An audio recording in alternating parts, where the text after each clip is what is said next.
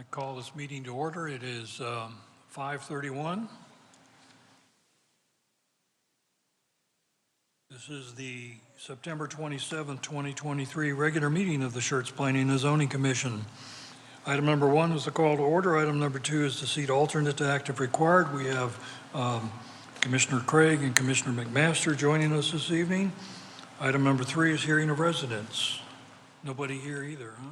Okay, I guess all right, no hearing of residents. Item number 4 is the consent agenda. We have a single item on there. 4A is the minutes from the September 13th, 2023 regular meeting. There's no discussion on consent agenda. Do we need to pull these minutes to discuss? If not, can I have a motion to approve the consent agenda? Motion to approve the consent agenda. I second. That was Commissioner Goldick, correct, on the second? Yes. All right, and we'll use the electronic voting for this. So I have a motion to approve from Commissioner Breaux and a second from Commissioner Goldick. There's no discussion, so please record your vote.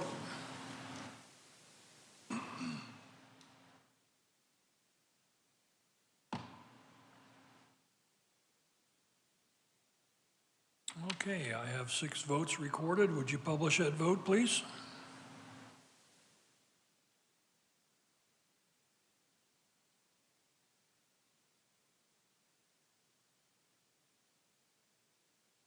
Are we going to see it on our screens, or is it behind us? Okay.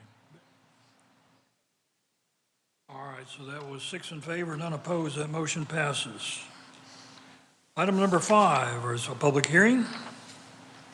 Planning and Zoning Commission will hold a public hearing related to zone change requests and replats within this agenda. The public hearing will be open to receive a report from staff, the applicant, the adjoining property owners affected by the applicant's request, and any other interested persons. Upon completion, the public hearing will be closed. The commission will discuss and consider the application and may request additional information from staff or the applicant if required. After deliberation, the commission is asked to consider and act upon the following requests and make a recommendation to City Council if necessary. So, item 5A is conduct a public hearing, workshop, and discussion for the Schertz Comprehensive Plan update. Sam? Evening, Commissioners. So just a quick brief before we start. This is a public hearing, so the Friesen Nichols team is here to give a presentation. Afterwards, we'll open it up for a public hearing, and then there can be some back and forth after we close the public hearing. So I will turn it over to Caitlin and her team. Good evening, Commissioners. Thank you for your time tonight. I appreciated the earlier lesson in a little bit of Robert's Rules. I always learn something new. So we will just jump in. So tonight we're going to do a quick just update of where we are in our schedule. We're going to review some of the preliminary public engagement that we've heard so far. We're going to talk about what we discussed last time in July at our last CPAC meeting, and then how that has now been turned into the next iteration of our future land use map and categories. And so as Samuel said, how this will work, I will run through the whole presentation, and then we'll stop for comment, and then I can come back up for Q&A and discussion and whatever you would like to discuss. Just a reminder of who we are. We are a project team from Friesen Nichols. It's a mix of our Central Texas and Southeast Texas offices, and we're also working with Catalyst as our economics consultant. They're not here tonight since this is mostly about land use, so it's just us this evening. So the project timeline, we are here in the September, October, kind of that middle orange box there. So last time we were together in July, and we reviewed the first draft of the future land use plan, which we've changed significantly based on your feedback. So that's what the primary goal of tonight is, to really finalize that land use plan from your guys' perspective, so that we have something that we can move forward with into the rest of the process. And just to let you know, we are having our next public engagement planned on October 7th at the Duncan for Pumpkins event. So members of our team will be there talking to the community, trying to solicit additional survey responses and things like that. And then we are still on track to see a plan adoption in January. So with that, we'll jump into public engagement. We have had the survey open for a while, so I will just note these are preliminary findings. We pulled these on the 15th.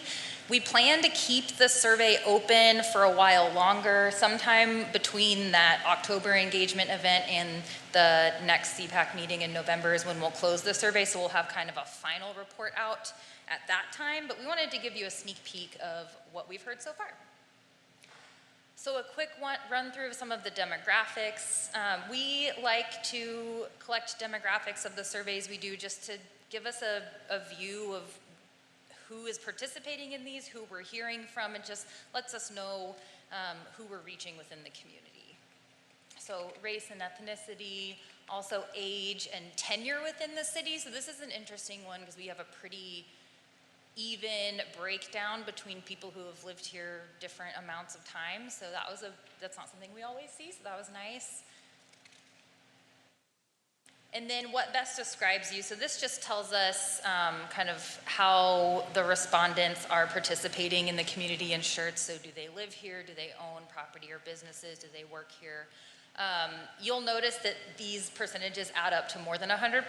That is because they are allowed to choose multiple. Like you can both live in Schertz and own a business in Schertz. And so people can kind of choose all that apply to them. So that's why it adds up to more than 100. But you'll see 95% of the respondents do live in the city of Schertz.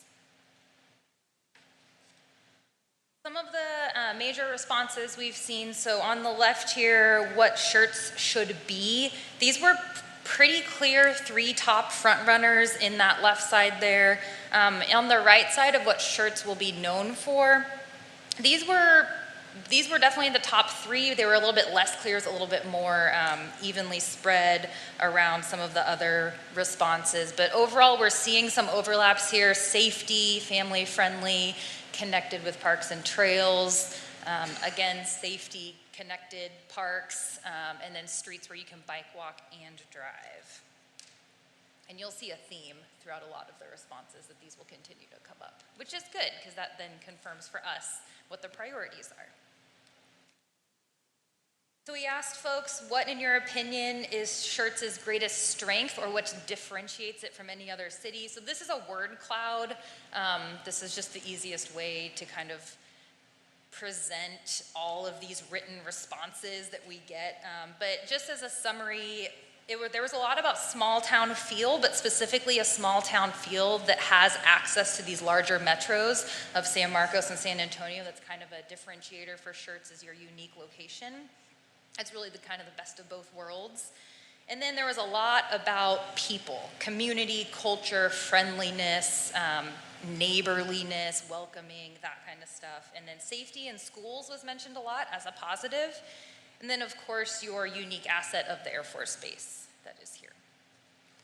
So people are good at figuring out what's good in their community.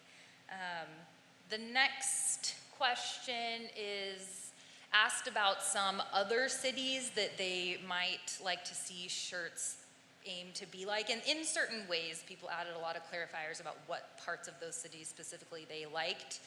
There was a pretty wide variety all over the nation. People gave recommendations, but a lot of hill country towns. We heard a lot of Cibolo and Greene and Fredericksburg. Most of the comments were related to green space and unique identity. So I think, again, that gets back to some of the other things we were seeing in the other questions too, just kind of confirming those priorities. I saw one really good quote in there that was, "I think Schertz should inspire other cities." And I was like, well, that should be the tagline for this whole plan. I love it.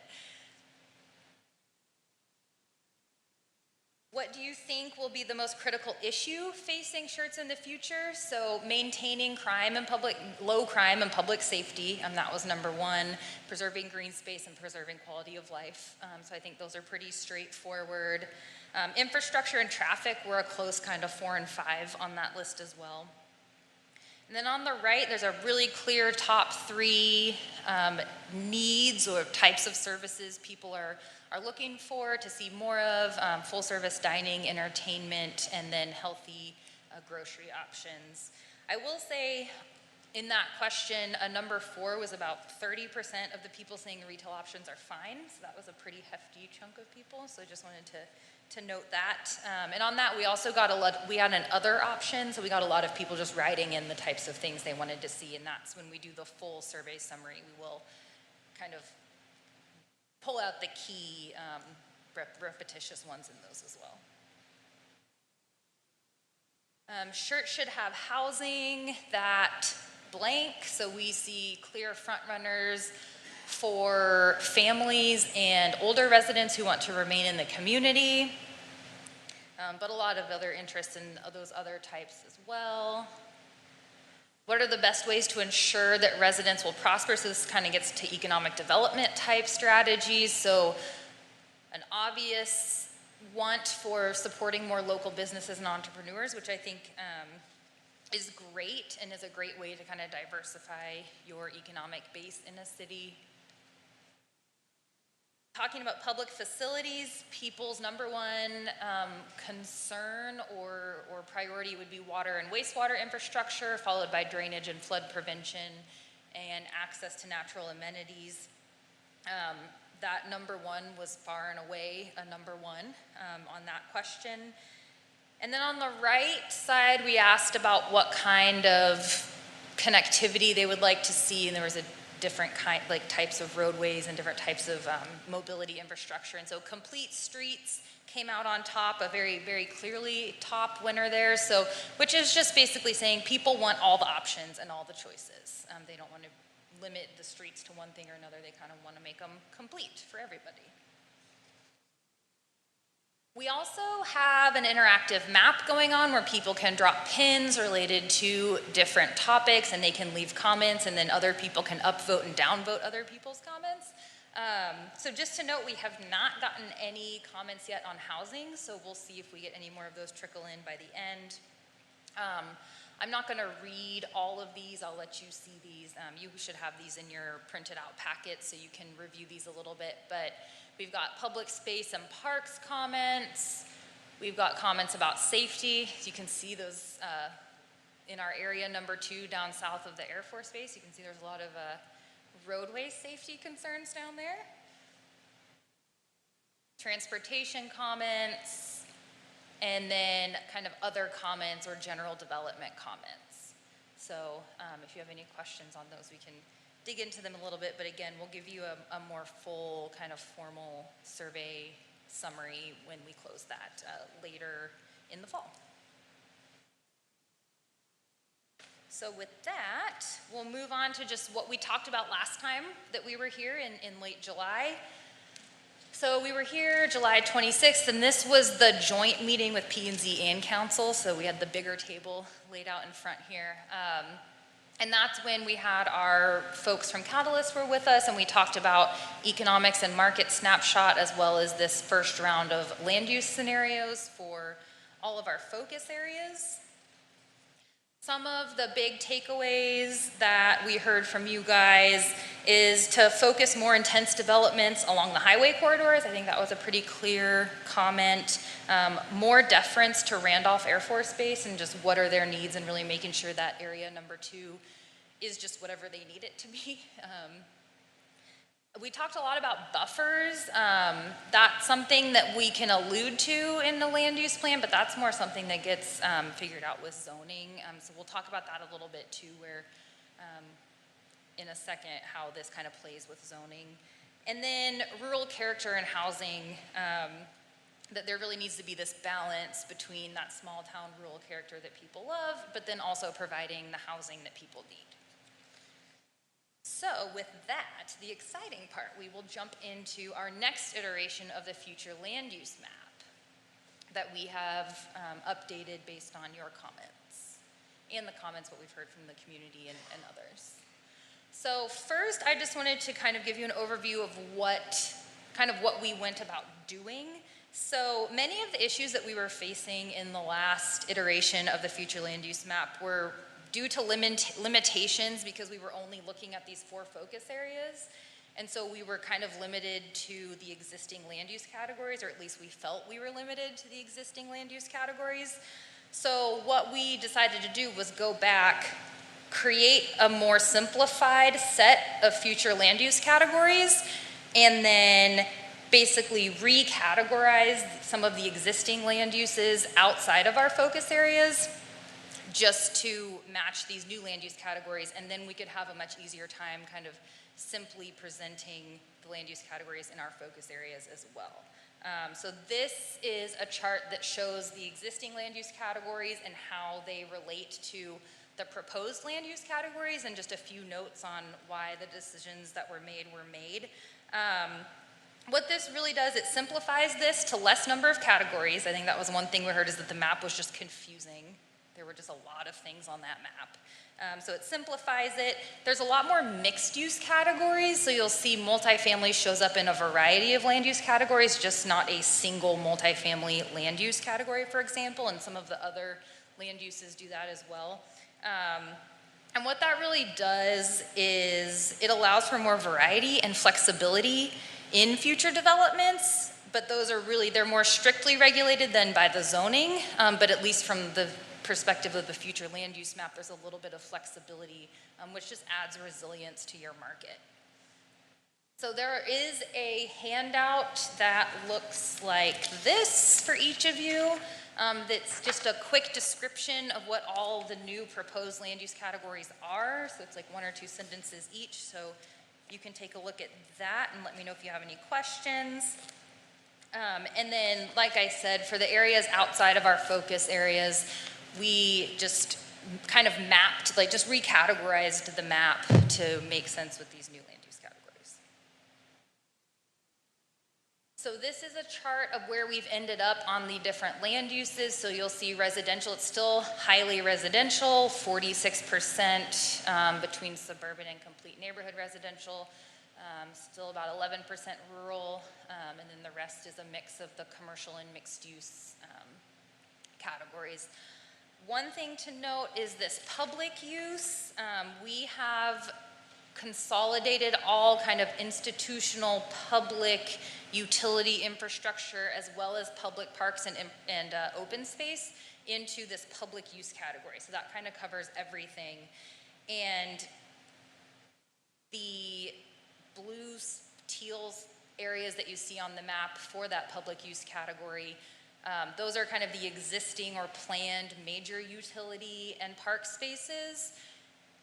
But an important thing to note is that parks and public use facilities are an allowed use under every category. So just because there's not a green space noted for an area on the map doesn't mean there won't be parks there. It's just that the parks will be decided as part of a parks planning effort that the city does, not necessarily through the future land use map. So with that, we will quickly touch on our focus areas.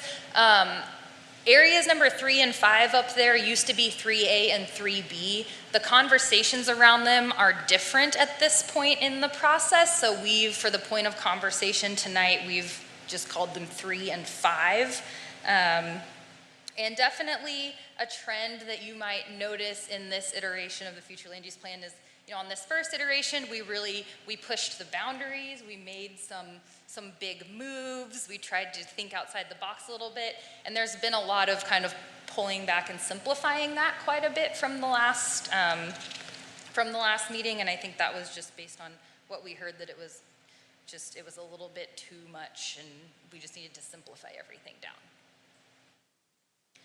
So for focus area 1, which is the southeast portion of the city, we are looking at mostly the complete neighborhood. And so the complete neighborhood, a way to think about that is really, it's what we sometimes in the planning world call traditional neighborhood development. It's kind of pre-war type development patterns where it's really kind of community focused.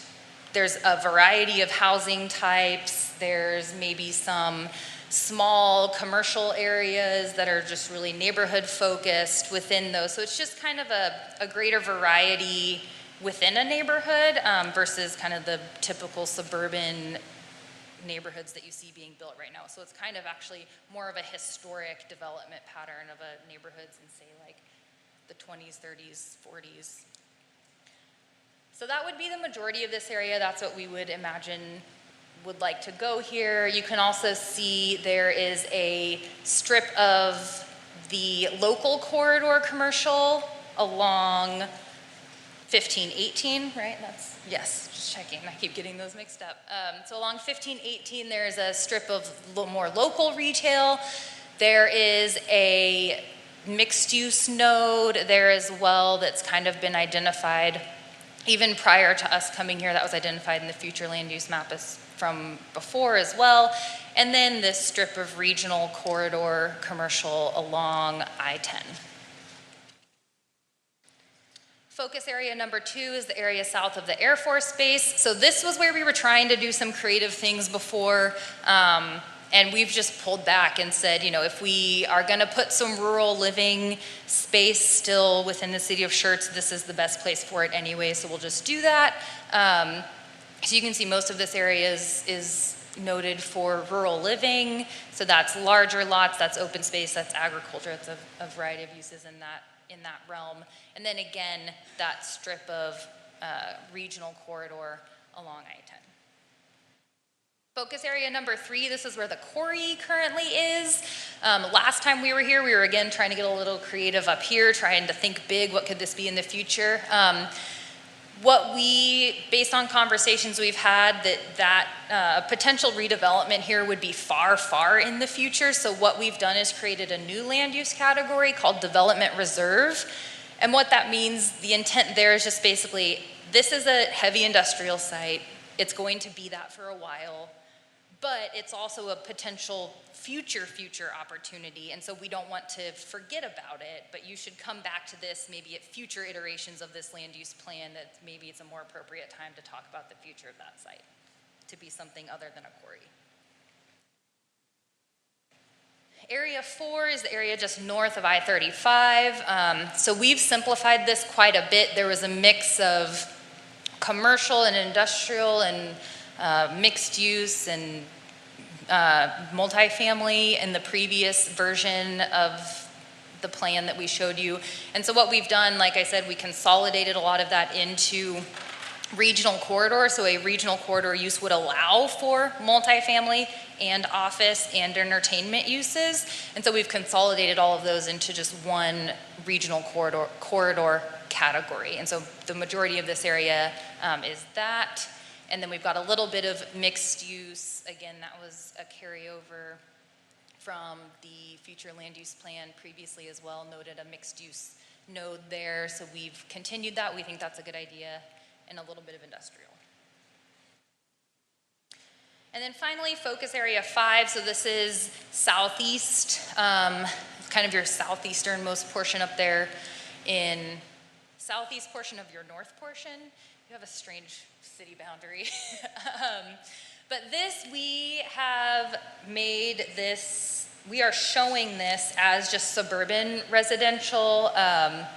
We see this as just continuing to develop in the same patterns as some of the development that's already happening up in that area. Suburban residential is a little bit more lower density. We know there's potential issues with serving that area with utilities, and so just letting it be suburban residential in order to not put too much of a burden on utilities, and just still, still give a little bit of space for that within the city as well. And so with that, just next steps, like I mentioned, we will be at Duncan for Pumpkins on October 7th. That will be fun. We'll close the community survey sometime between that event and the November CPAC meeting. And then we'll have CPAC meeting number 4 in the later part of this year. I've been saying November. The holidays get wacky, so we'll figure out a time sometime in November, December to come back and talk with you guys again.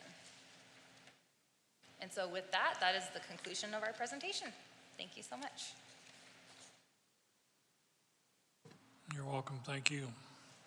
All right, this is a public hearing. It is now 5:56, and I'll open the meeting to public comment. Anyone wishing to address the commission on this subject is welcome to do so. No one? Any emails or texts or anything, Emily? Nobody? Okay. All right, it is 5:57 PM, and the public input portion of this hearing is closed. Commissioners, if you would, please use the RTS button so we're not all speaking at once. But it's open for questions and comments. Hi, I was curious how many people have taken part in the interactive map in the community. Yeah. Let's see, we have 36 comments, but people can make multiple comments if they want to, so we'd have to poll. We just have to check our data, but we can get you that number. So, how did you guys get it out into the community? Sorry. Yeah, so we have had social media posts, we have proactively emailed people. Everyone who was a part of a focus group got that link. We encouraged them to share. So it's been sort of, and I have seen it been posted on certain pages for certain communities, so it's kind of organically snowballing at this point. But yeah, just kind of us throwing it out there. Thank Yeah. you. And it's on the same website page as the survey as well, so we have like the survey and the map together on that page.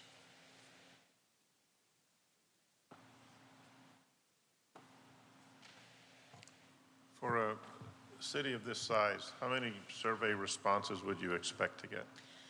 I mean, 150 to 200 is pretty average. Really? That's pretty normal. Yeah, people hear city planning and they're not always the most interested. We think it's cool, but not everyone else does. So that's actually pretty normal. So we're in the ballpark now. Absolutely, yeah. Okay. Because I put it on our HOA website, and I have no idea who responded, but it's up there. Yeah. Maybe I'll do it again. Yeah, well, like I said, it'll be open for a while longer, so if you have any other networks or ways to get it out, like, we'd be happy for anyone and everyone to continue sharing it.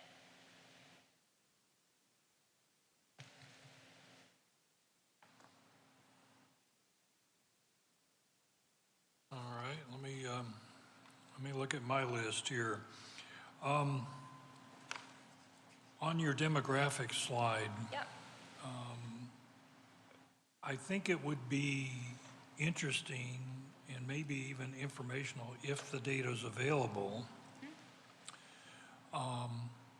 particularly on the ethnicity,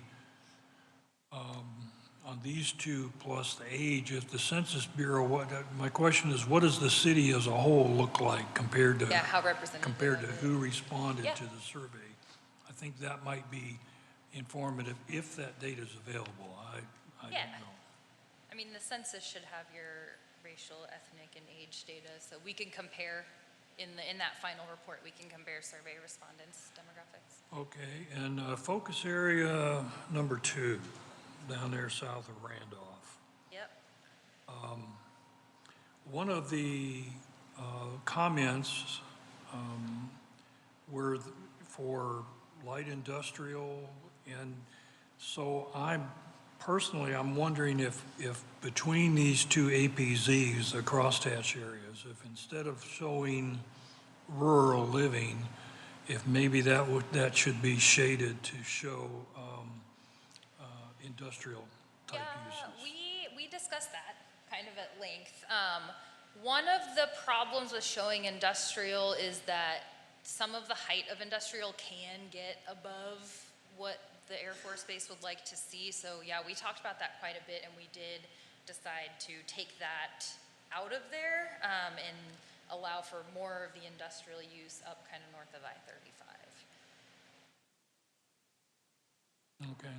Well, I mean, that's logical and it makes sense, but I just, this is an area we've struggled with for several years now, trying to,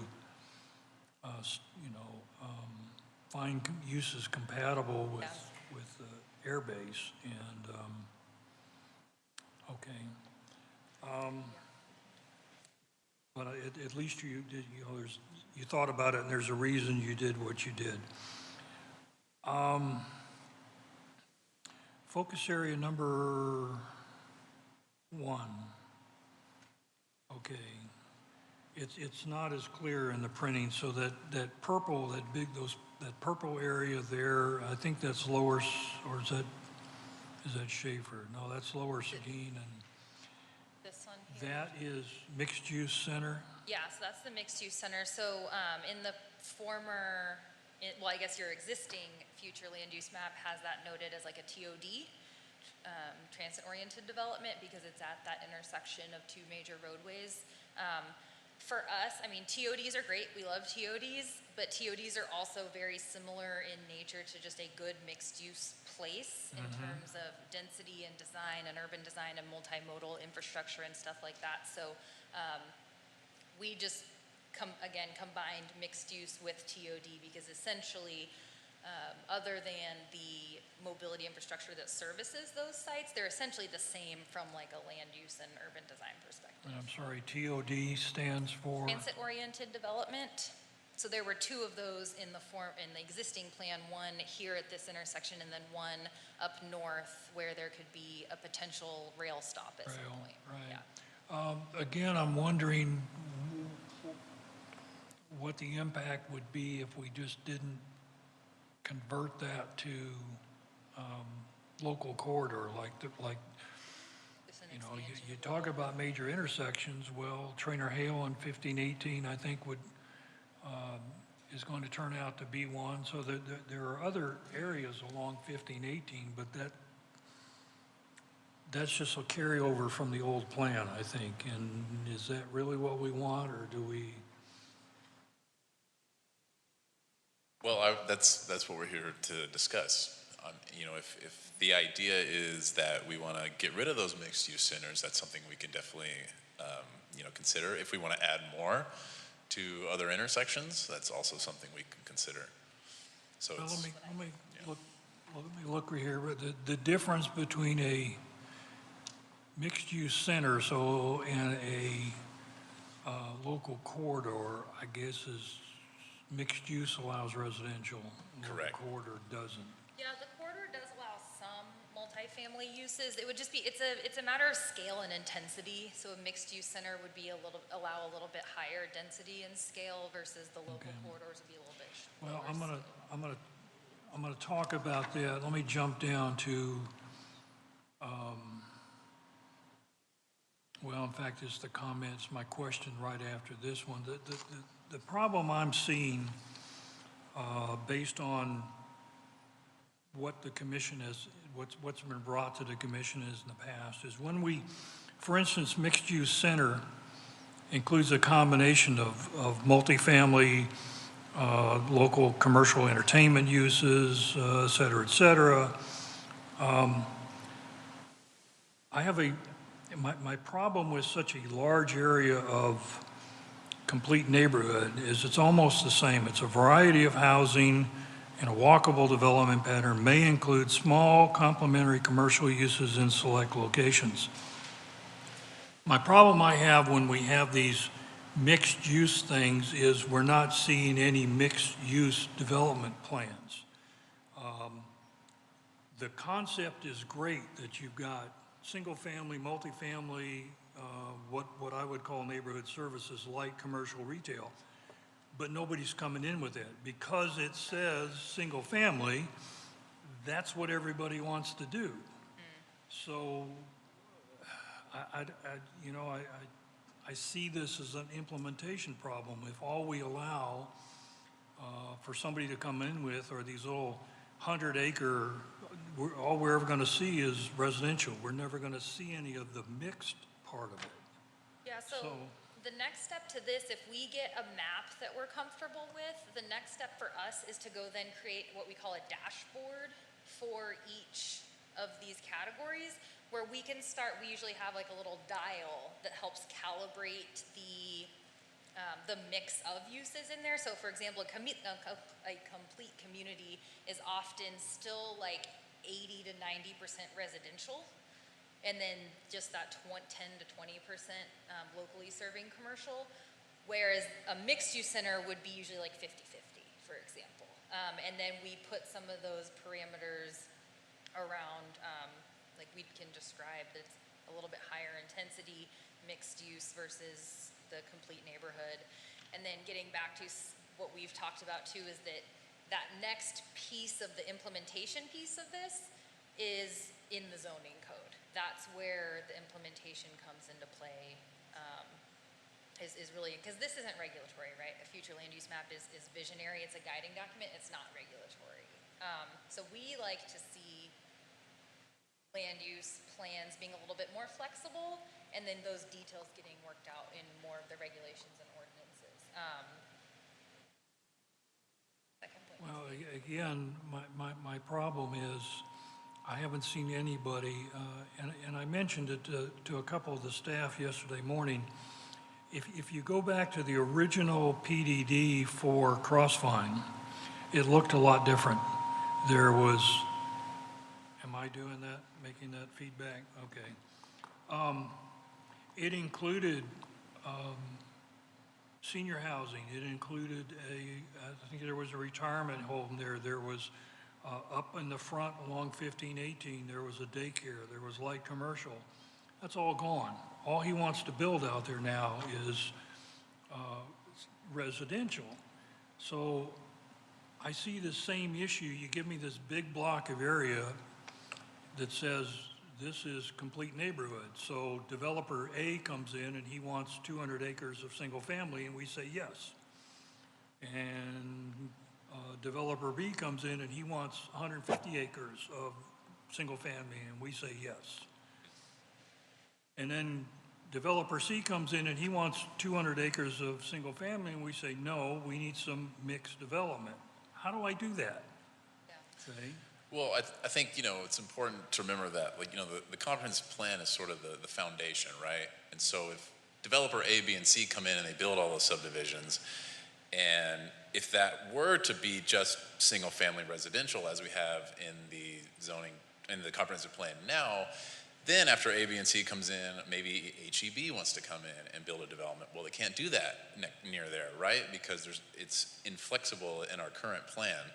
So I think, having the complete neighborhood designation, we can't really prevent some of those things from happening, but in the event the opportunity comes that some of that variety does happen, then we are prepared for that, and our comprehensive plan supports it.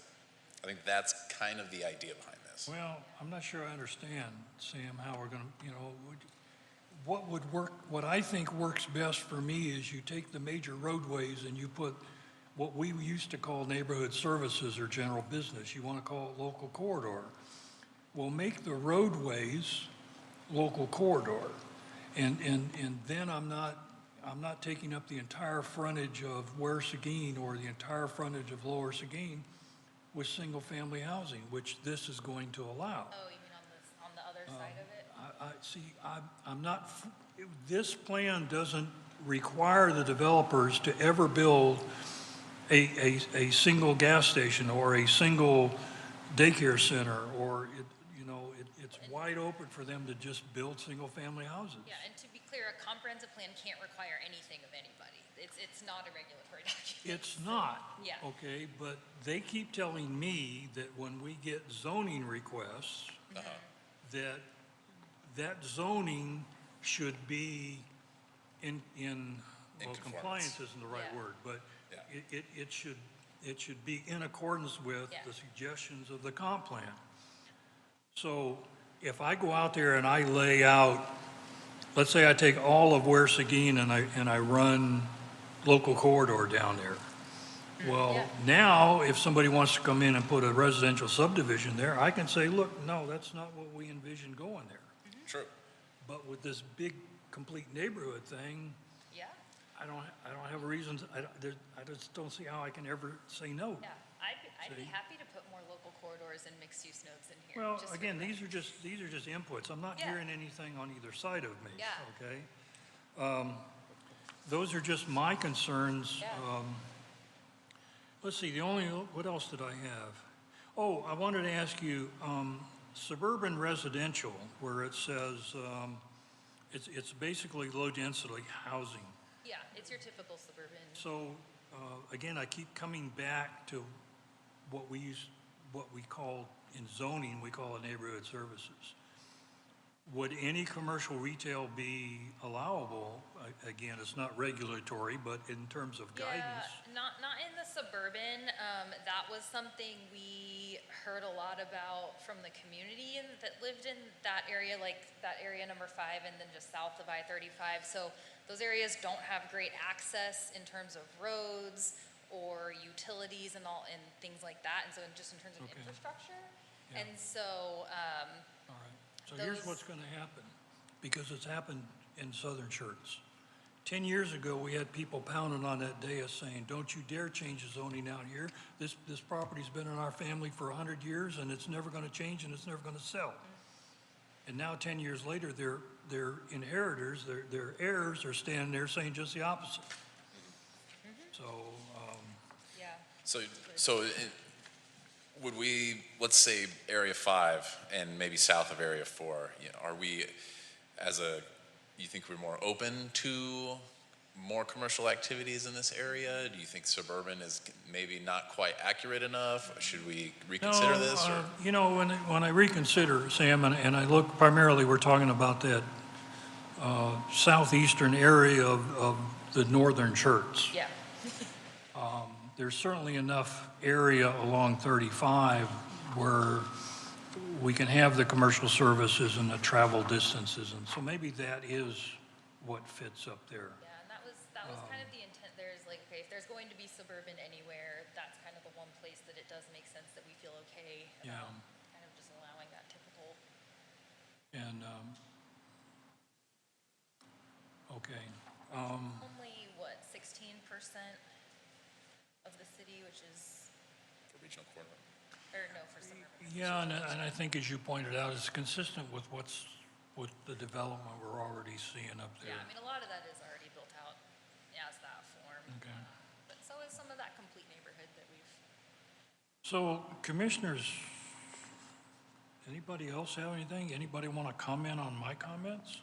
Yeah, just clarification on just what you were talking about. On Area 5, if we change that to suburban residential, would that affect everything adjacent to Area 5 as well? Well, I mean, so we're doing the future land use map. We're doing a revision for basically the entire city. So those were our target areas where we got a lot of focus group input because those were kind of our more challenging areas. So we wanted the public to come out, but we're also looking to simplify the land use for the entire city, right? So in essential, to answer your question, yes, it could. What concerns me about suburban residential is offering less access to goods and services. I would think there's going to be a lot of people living out there, and if you tell them you're going to have less access to goods and services, I don't know if that's going to sit over very well with them. So what we could do is in this, And we also, and just northeast of that, that's New Braunfels, right? yeah, Cibolo, New Braunfels, that area. And south of Cibolo, and, I, as a planning and zoning commissioner, have no clue what they're doing out there. Correct. So if there was some way that we could kind of blend together with them and say, okay, we can build nothing but houses here, and if they want to go to the store or go get their car fixed, they can go across the street, that's New Braunfels, they got all that stuff. Okay. So, if I were able to understand what else is going on down there, I wouldn't be so concerned about offering less access to goods and services, because it's in New Braunfels and it's in Cibolo. Yeah, and so we could look at what our neighbors are doing. Definitely that can Right. inform our future land use map. And then we could also reword suburban residential to accommodate more commercial services as well. I mean, these are both things we can do. Yeah, we could add that same kind of idea of complementary commercial uses in select Right. locations. We could add that same language to suburban And then the difference between suburban and complete would just be kind of the variety of housing types that are allowed. Okay. I like that. On Area 1, on the far right bottom corner, the public space, I think part of that's commercial. The part that borders I-10, I think that's commercial. Yeah, I think this little parcel right here, Okay. that's what you're talking about? Yeah. Yeah, Okay. yeah, that's something we could definitely update. Yeah, Yeah. that's easy. We'd lose a big tax base if we made that public use.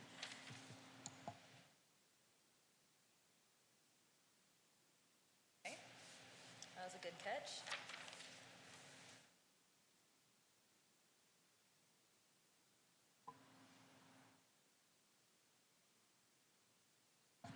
How would others feel about adding another mixed-use center further south on that 1518 corridor?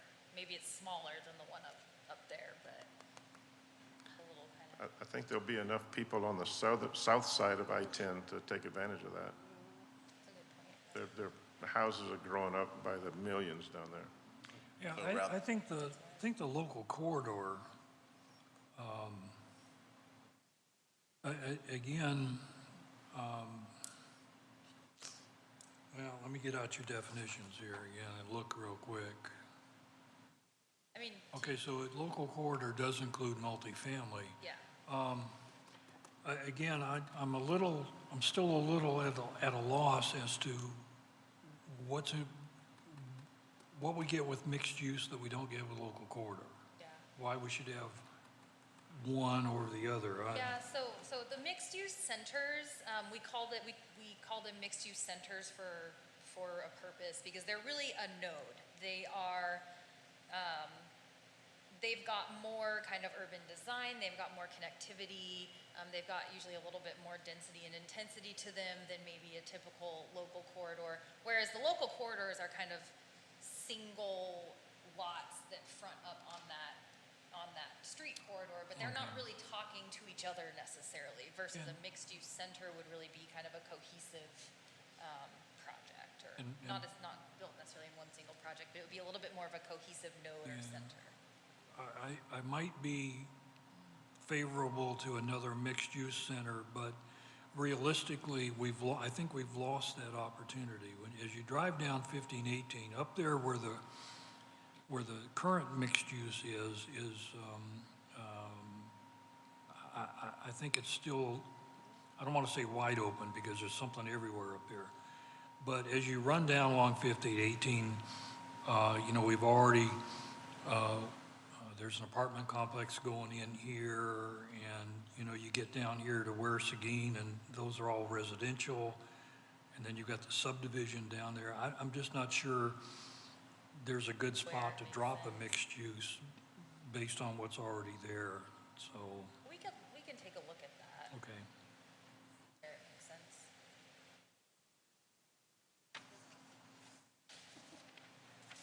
Richard, did you have some more? How about right there? Maybe, that could be, yeah. Again, the only reason I look at this is one of the biggest complaints that we hear is traffic on 1518. And part of the reason is FM 15 is the only, 1518 is the only way to get from Southern Schertz to Northern Schertz where all the shopping is. And, hopefully, in the not too distant future, somebody will come along and start using some of that I-10 frontage and maybe they can go the other way instead of having to come north. But that's one of the reasons I ask about the commercial retail is to maybe, so they don't have to come all the way up here, Yeah. so. Yeah, and I think that's consistent with a lot of what we heard, is that people are like, we'd love just a little restaurant down by us, but we live way down here and we have to drive way up there. Well, and there's no telling what's going to happen on the southern side, of I-10 there, city of San Antonio, then just, it's not very wide, and then beyond that is their ETJ, but there's, as someone pointed out, there's a lot of residential buildup just south of I-10. So those folks are going to be looking for places to shop and eat, and They'll take their it may tax turn dollars. out that They'll San take their Antonio, sales tax dollars. that San Antonio gets that instead of Schertz. So, okay. And I know Cibolo right now is also updating their comprehensive plan. Probably have friends who are doing that. We can talk to them. Probably. What's in the big white spots on Area 1? What are those? It's a little- Oh, those are not within your city limits. So, Is it ETJ? yeah, I think they're ETJ and they might be under delayed annexation agreements. We'll have to just kind of, I think some of these, and I know there's like, there's some mapping kind of things here, like these like gray little, Those are footprints. oh, gotcha. So I think the final future land use map will have a lot of that stuff filled in. I think we're still just kind of working through some of that. And then, should this map, especially Area 1, should it take into account if and whenever 3009 is extended, or is that just too nebulous to look at? We're talking right now, we've had conversations about that, how we're going to incorporate that. So we are looking at that. Okay. I think at this point, the whole master thoroughfare plan is up in the air, given what the legislature did in terms of requiring developers not just to not build, but they don't even have to dedicate right-of-way. So one of the things that I'm sure the city's addressing is how are we going to preserve that master thoroughfare plan? So, I got one more, at least right now. I haven't seen what the plans are for 35, the construction on 35, and I understand the ramps are supposed to come down from the elevated portion somewhere near 3W or, So the double decker is all the way to 3009, and then the ramps go down to 1103. Is And that's that- the end of construction. is that going to affect any of this? So I mean, in terms of how it informs our future land use map, I don't think it should. Because I'm sure, I mean, I haven't seen the designs of it or anything, but I think we shouldn't say it's going to wall off access or anything to those properties. I think we should just operate as if people will have access along I-35. So, But I'm wondering, wherever the ramps come down, back to the ground level, should we put a big commercial sector right there? Just a big major intersection with a bunch of commercial? yeah, so that'd be about right. I don't know. Actually, that would work out quite Yeah. nicely with that mixed-use center we have right there. So yes, we should do that, because we have. So that's this mixed-use center here. Oh, actually, I think it's a little further, 1103, yeah. It's down here. I'll let you- 1103 being, I believe this is 1103. yes, I think that's it. So, so we are commenting for the regional corridor, you know, Yeah. thinking like the big box stores, things like that. The rest of that's already Yeah. really all built out. Except for, I mean, we could do something maybe along there, but then that really goes to nowhere, so it gets to that access issue again. It's like, do you want to put a commercial corridor kind of to nowhere? So that's part of y'all's discussion? Yes. Talking about that, okay. Yeah, I think you've got that covered with the regional corridor, right there. And of course, a lot of it's going to depend on where that access actually is. But even as you go further north, you know, we've still got that regional corridor. And, I just saw something else. Well, what I'm looking at is the North Cliff area, where we show, what is that, suburban residential? And it's coming all the way down to the interstate. Maybe that's not, maybe we need to preserve that interstate frontage for regional corridor. Okay. I believe right now it's zone general business. General business, And so I think regional corridor would be more in keeping with our current zoning.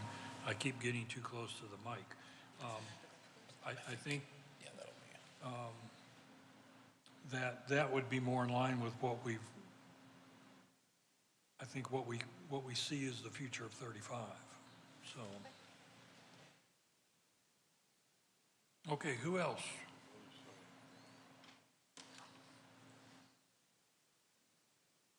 All right, because this is gonna be our, because basically the next time you come back to us, it's gonna be with a final document. Correct. Yeah, and I mean, there will still be. We may be able to tweak it a little bit, Yes, but there will still be like public if, input and stuff like that on this. so if you have any input, I think now's It's always easier earlier in the process, so we appreciate earlier. I have a question. I don't,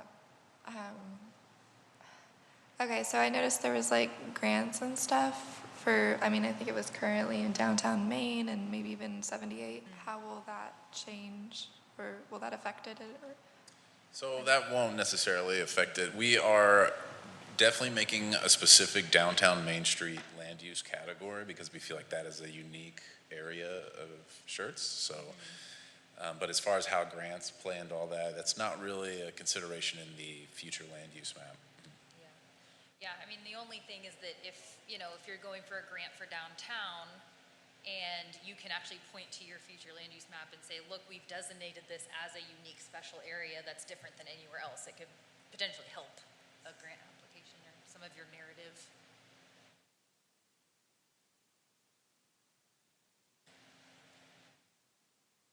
So this is just a workshop, so there's no real action to occur. So just well, Any that's other- why I'm kind of dragging my feet here. Sure, as I understand. You know, give everybody the opportunity to express their, Planning and Zoning Commission, this is like this is your jam right here. Land use plans. all right, well, if nobody else has anything, well, thank you very much, and, much. you know, we'll see what you bring back to us. Thank you very much. Yeah, we'll look forward to seeing you again. Come out to Dunkin' Pumpkins. You'll see Hang us on. there. Hang Look for on, pumpkins. see? Sorry about that. All right, come on. I was just thinking as we move forward with this, and maybe it's just me, but what might be helpful is to have some examples of the types of things that could go into the different zoning areas or the different the land uses. You know, like an example of a mixed-use center, sure. right? Yeah, we could definitely provide some Yeah, examples. An example of what could go into a regional corridor area. And how to differentiate between local corridor and mixed use. And we have some of that in the current comp plan, is where they've included some photographs and sketches and things like that. That's a good suggestion. Okay. I just, You guys have any really good examples that you really like in town? Let us know or let Samuel know. You can pass along and we'll go grab pictures and things. All right, Let us know if you have examples. thanks. Okay, one more time. Anybody? Yeah, Anybody? if y'all have any ideas or anything that, you know, some shower thoughts or whatever, you can send them my way. I will pass them on to Friesen Nichols. Okay. Yes, we know where he works, that's right. All right. So moving on to item 5B is PLPDD 2023-0127, hold a public hearing, consider and make a recommendation on a request to rezone approximately 2.1 acres of land from Neighborhood Services District NS to Planned Development District PDD, known as Guadalupe County Parcel ID 31970, 31971, 31972, 31973, 31980, 31981, 31982, and 31983, generally located northwest of the intersection between Schertz Parkway and Weiderstein Road, City of Schertz, Guadalupe County, Texas. Sam? PLPDD 2023-0127, request to rezone approximately 2.1 acres from Neighborhood Services District to Planned Development District and Planned Development District to Planned Development District. Samuel Haas, Senior Planner. So to get our bearings here, the subject property is outlined here in green. It is approximately 2.1 acres of land. It is currently undeveloped. This is Schertz Parkway directly to the east, Wiederstein Road to the south here. This is our public hearing notice map. On September 15th, 5 public hearing notices were mailed. So far, we have received 2 responses in favor, and 1 sign was posted along Schertz Parkway.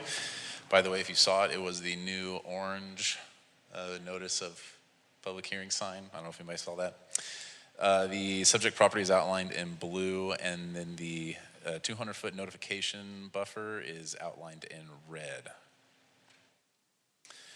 So here is the zoning exhibit that was submitted to the city. I have marked Block 41, Lot 13 of the Live Oak Hill subdivision. It is this lot that is sort of the why this zone change has been requested, and I'll kind of touch on that here in a second. So the proposal is for Heritage Oaks 2 PDD. It is approximately 2.1 acres. It is conformance with the original Heritage Oaks PDD, which was approved on May 11th, 2021 as ordinance 21S15. A little background of the area: the Heritage Oaks PDD area is the old Live Oaks Hills subdivision. It was recorded in 1963. There's no infrastructure out there, no water, no wastewater, and no roads other than Wiederstein. It is what we call a paper subdivision. You can buy and sell the lots, but it's just effectively a subdivision on paper. That's it. So the key features of the original Heritage Oaks PDD: there was a coving plan. It has curvilinear streets. It had cul-de-sac revisions, extended block links. The proposed zoning had a base zoning of single-family residential R1. It had a maximum number of lots of 215. There was parkland dedication. There were hike and bike trails. There's going to be a minimum of 3 trees per lot for a total of 15-inch calipers per lot, which is triple what our city requirements are. And one of the key features as well is that there will be 50% heritage tree preservation. Those are trees that are above 24 inches. The Heritage Oaks PDD design standards are listed here. The minimum area for the lots is 6,000 square feet, 50 foot wide, 120 feet depth. You have, your 20-foot front and rear, 5-foot side, and then your maximum impervious coverage of 50%. So here is the sort of the concept plan of the original Heritage Oaks PDD, and you'll see that lot there is in white, the one that I was just talking about. So that lot was not included in the original proposal, and so this is an effort to include that. So our comp plan conformance, the entire area is single-family residential, which, although it provides for a mix of residential uses, it emphasizes conventional detached dwellings. And with the base zoning of single-family residential R1, it is in conformance with our current comp plan. So we're not changing any of the requirements, the standards, or features of the original Heritage Oaks PDD. Block 41, Lot 13 is being incorporated into the subdivision to provide a little more consistency. The UDC requires a minimum of 2 acres in order to do a PDD. That's why it's 2.1. And the proposed PDD zoning conforms with the comprehensive plan, and it is consistent with the surrounding uses. Therefore, staff recommends approval of PL PDD 2023-0127 as presented and discussed. Okay, is the applicant here? Do you want to say anything, or you're not required to?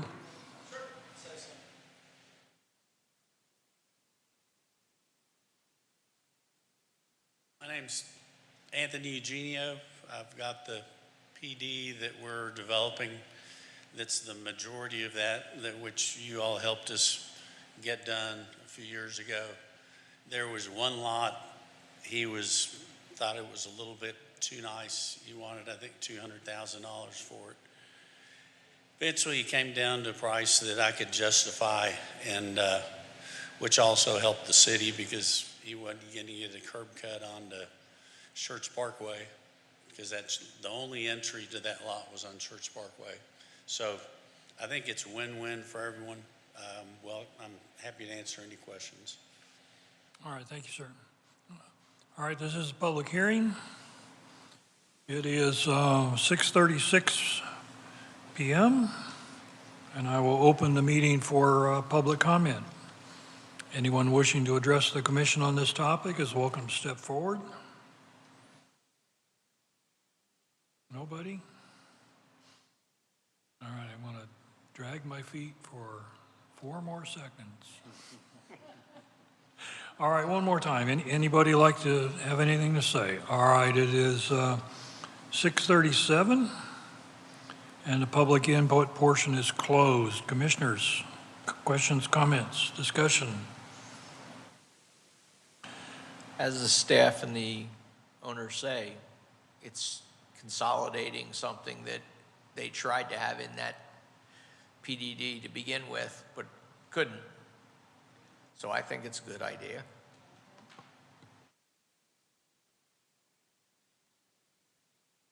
Yeah, my comment at our pre-meeting yesterday morning was this is another one of those dumb things that we have to do in Schertz, because as Sam pointed out, the UDC requires no less than 2.1 acres or 2 acres for a PDD. So he couldn't just rezone the single lot. Yeah, I think that's subject to interpretation, but my suggestion, because Brian, are you listening? My suggestion to him was, because I think they're going to end up rewriting the whole PDD section anyway, is that they make an exception to where a small parcel is being incorporated into an existing PDD. Because I looked at this 2 weeks ago and it was 1 lot. Now I'm looking at it and it's 6 lots. Well, that's because he had to do that. And I don't understand how you rezone something from what it already is to what it already is. It's, you know. Anyway, you're absolutely correct. They're not making any, Mr. Eugenio, again, I don't know how you pulled off that whole Live Oak thing. You know, I wasn't a big fan of your layout, but, you know, the fact that you were able to accomplish that, because I looked at just trying to get owner permissions to do an exercise out there, and they're scattered all over the country. So kudos to you for pulling that together. But again, it's just incorporating. They're not making any other changes. They just need to get that 1 lot into the PDD. Anyone have anything else? Yes, ma'am. You can make that motion. I make a motion hold on. A recommendation to approve PLP DD 20230127. Okay, I have a motion to recommend approval from Commissioner Goldick. Do I have a second? I'll second. Second from Commissioner McMaster.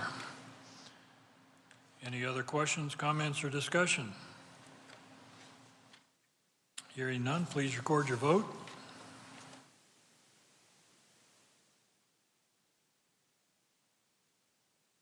All right, I see 7 votes. Would you publish that vote, please?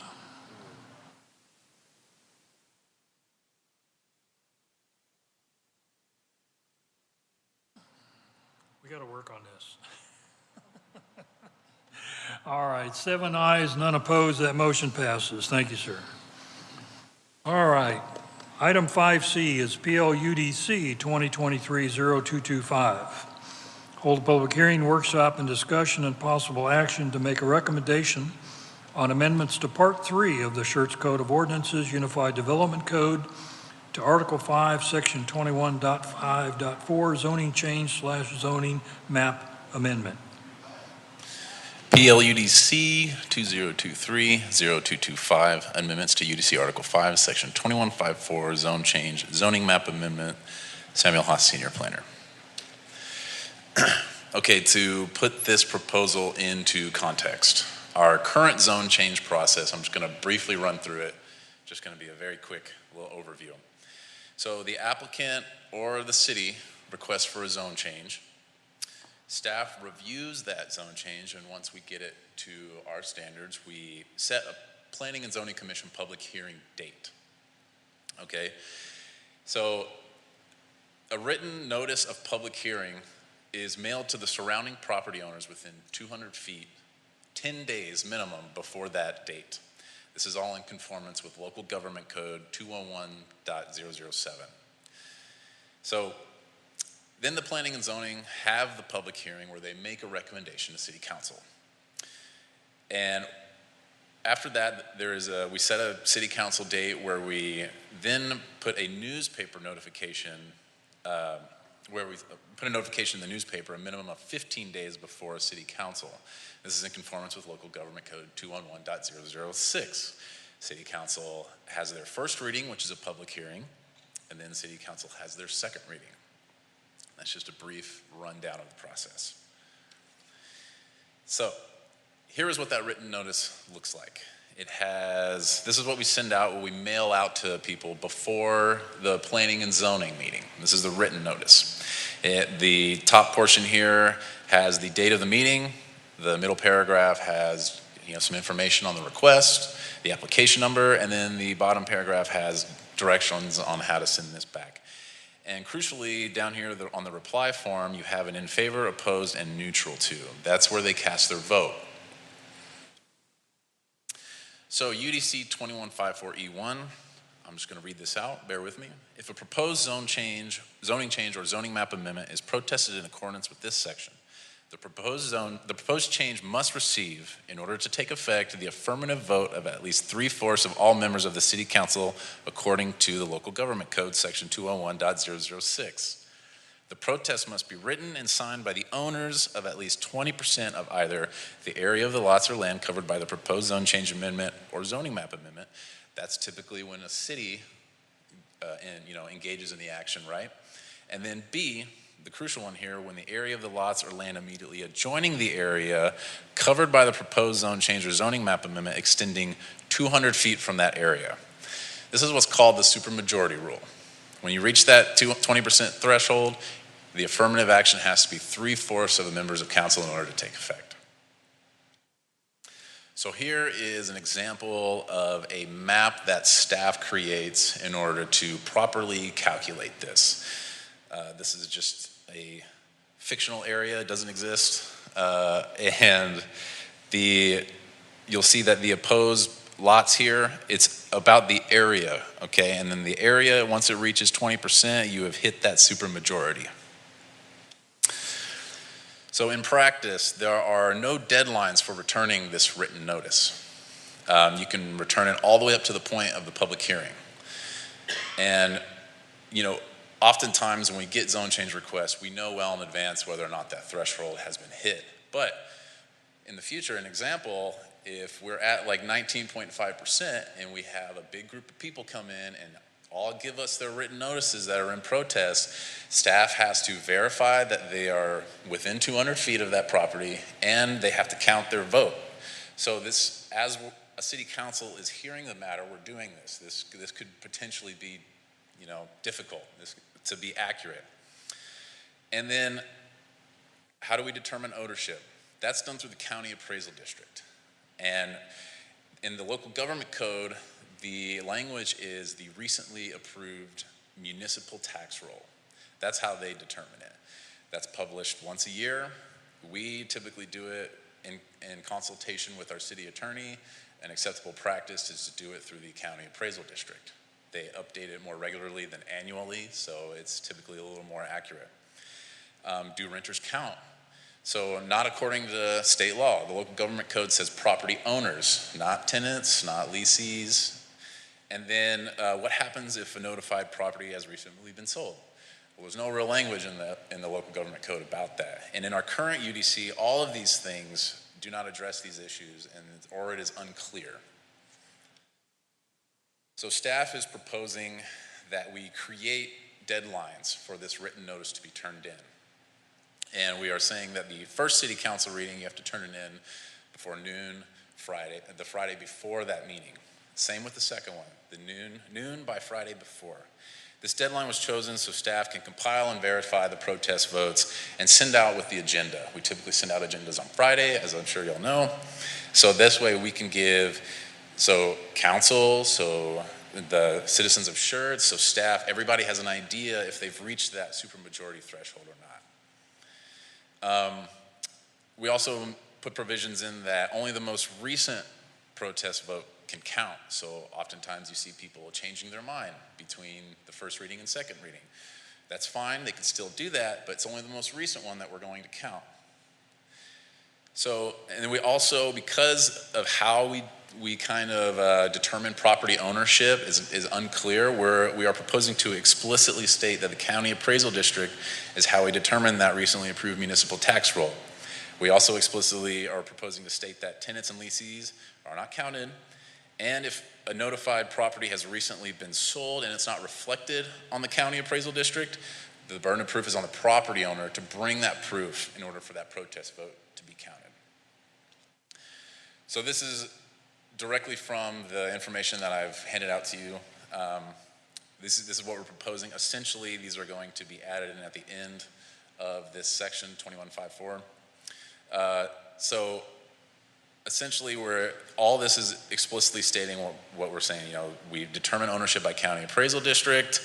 If you've recently sold, you have to bring that, the proof of ownership in.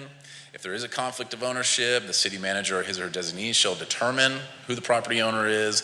The written protest will only be counted from the property owner, not tenants or lessees. The first and second reading deadline, and then we will also. So if you have turned it in before the first reading and then not before the second, we still count the first one, right? It's your most recent one. So it's not like we get rid of all the votes before the second one and redo it.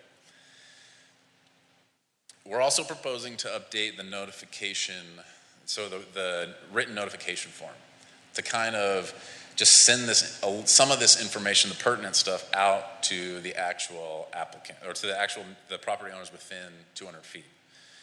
So we're adding some fine print down to the reply form, and then we're also putting a little staff use section for when we receive it. That way we can keep track of when the most recent one is in the event that happens. Here's kind of a zoomed in section of that fine print. So we highlight the local government code. We tell them that when the deadline is. We also say if there's a discrepancy in the ownership, what you have to do. And so that's just kind of a little zoomed in version of that fine print there. So these amendments would help clarify the protest process in the UDC by explicitly stating how the process works. It also helps staff better calculate the protest votes, and we think this would better inform citizens and the council member as well. Staff is recommending approval of the amendments to the Unified Development Code as proposed and discussed. All right, thank you, Sam. This is another public hearing. It is 6:49 p.m., and I will open this meeting for public comment. Anyone wishing to address the commission on this subject? No? Okay. All right. It is still 6:49 p.m., and I will close the public input portion. Commissioners, questions, comments, yays, nays, boos, hisses? So I like the idea of going over that and clarifying it, so I certainly appreciate that. And yeah, it erases any question about the process. So, in my experience, most of our problems arise from processes either not being clear or not being followed. So thank you for that. Having participated with my homeowners association with the golf course, I think this really sets in stone and gives you time to compute versus trying to sit here at a meeting trying to figure it out. Right. And I just want to be clear to the commissioners that the version that Sam presented to us tonight is different than the one that was included in your packet. In the agenda, correct. In the agenda, where had- they clarified and got into more detail in this one than they did in their original. but I just want to make sure everybody understands that the recommendation to city council will be on this particular version. And I have to assume that the deadlines are not in the local government code, correct? That's correct. And so I have to assume that the city attorney has said it's okay for us to do what we're doing. We have been in conversation with them about this, absolutely.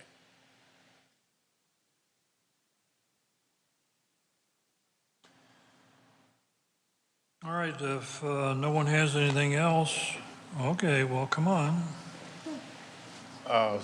Sam, on item number 3, that opening paragraph on line 3, it says the city manager or his or her designee determines the municipal tax roll. Determines, I don't think they determine the roll itself. They determine validity or accuracy or something. So I guess what we do is we determine the mailing address of the property owners within 200 feet from the county appraisal district. That's kind of how that is. Okay. I mean, we could explicitly state that, if that you think that would be a better. I think it needs more clarification because the city manager won't determine the tax roll. Okay, I understand what you're saying, yeah.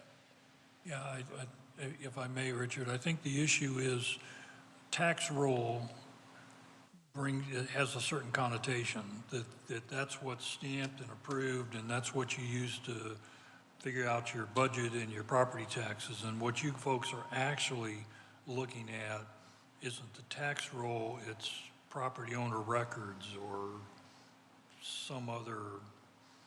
Correct, right. In other words, call it something else so that we don't get hung up, I guess, on it. Is that where you're going, kind of, Richard? Right. He needs to determine something.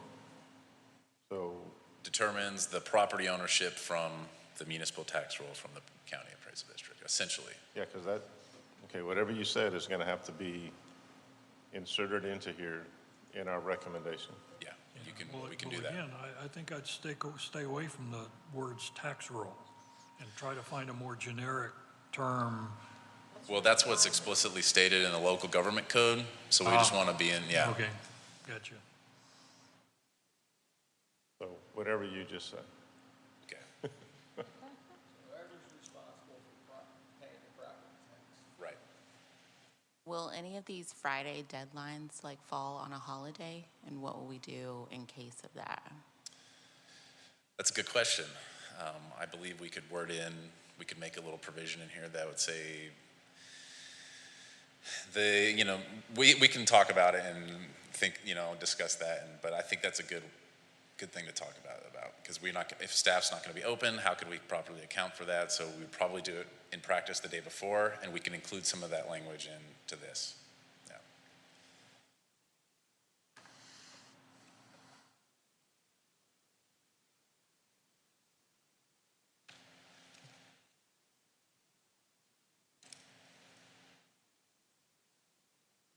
Anyone else? Okay, this is a recommendation to City Council to either approve or deny. So what we talked about is adding something to account for Friday holidays. And what were we talking about for the tax roll stuff? What kind of verbiage would you suggest? Clarifying what the city manager or his or her designee is determining from the tax roll.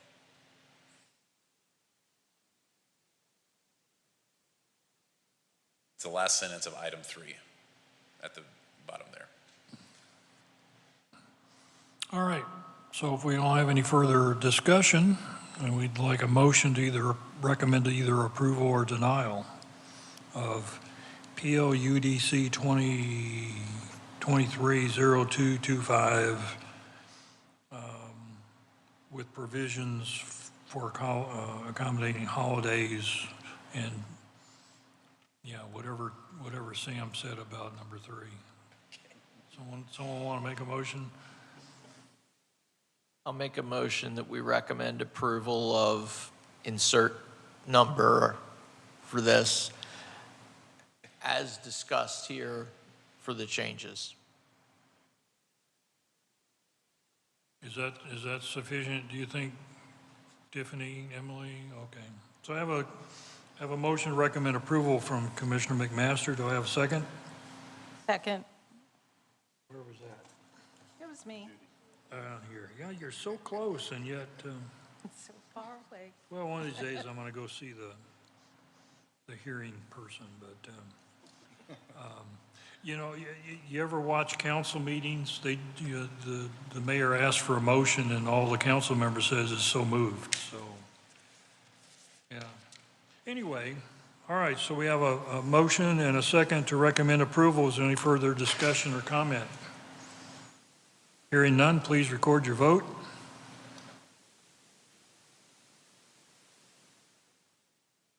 All right, I see 7 votes. Would you publish that vote, please?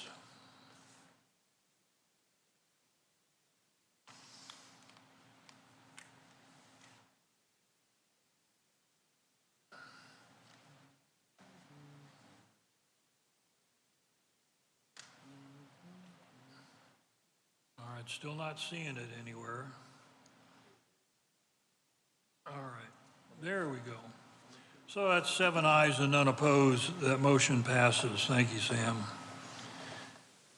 Item number 6, requests and announcements. Request by commissioners to place items on a future P&Z agenda. Anybody have anything? How about item B, announcements by commissioners? Item C, announcements by city staff. None. Well, I said 7:30. What are we going to do for 32 minutes? No, nothing? No? Okay. All right, item 7, information available in your P&Z packets, gives you the current status of items we've sent up to City Council and where they stand. Item 8, there being no further business, this meeting's adjourned at... No, thank you. This meeting's adjourned at 6:58.